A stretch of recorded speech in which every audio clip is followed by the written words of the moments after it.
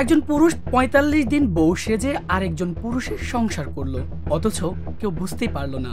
না না, এ কোনো সিনেমা বা নাটকের গল্প নয়, সম্প্রতি ঘটে যাওয়া বাংলাদেশের একেবারে বাস্তব ঘটনা।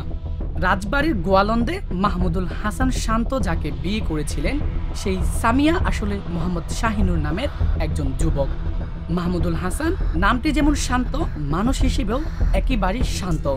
সকালে হাঁটে, বিকালে ক্রিকেট খেলে, আর রাতে ফেসবুক ঘাটে।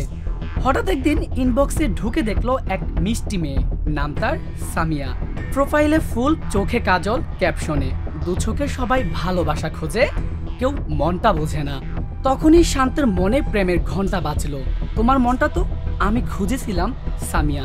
কথা শুরু হয় প্রেম। স্থানীয় সূত্রে জানা যায় কথিত সামিয়ার নাম মোহাম্মদ শাহিনুর রহমান। তিনি চট্টগ্রামের আমতলা ঈদগাহ বউবাজার এলাকার আবুল কাশেমের ছেলে। ফেসবুকে প্রেমের সম্পর্ক হওয়ার পর পারিবারিকভাবেই তাদের বিয়ে হয়।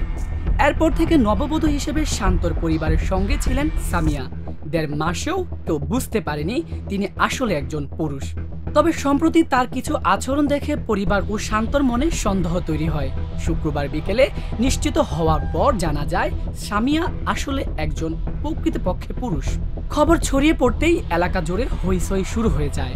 ঘটনাটি দ্রুত সামাজিক যোগাযোগ মাধ্যমে ছড়িয়ে পড়লে ভাইরাল হয়ে যায়। এ ব্যাপারে গোয়ালন্দ ঘাট থানার অফিসার ইনচার্জ বলেন, বিষয়টি আমার জানা নেই। বিষয়টি নিয়ে এখন পর্যন্ত কেউ কোনো অভিযোগ করেনি। অভিযোগ পেলেই তদন্ত সাপেক্ষে আইনগত ব্যবস্থা নেওয়া হবে। Fahim Muntasir, desk report, H news.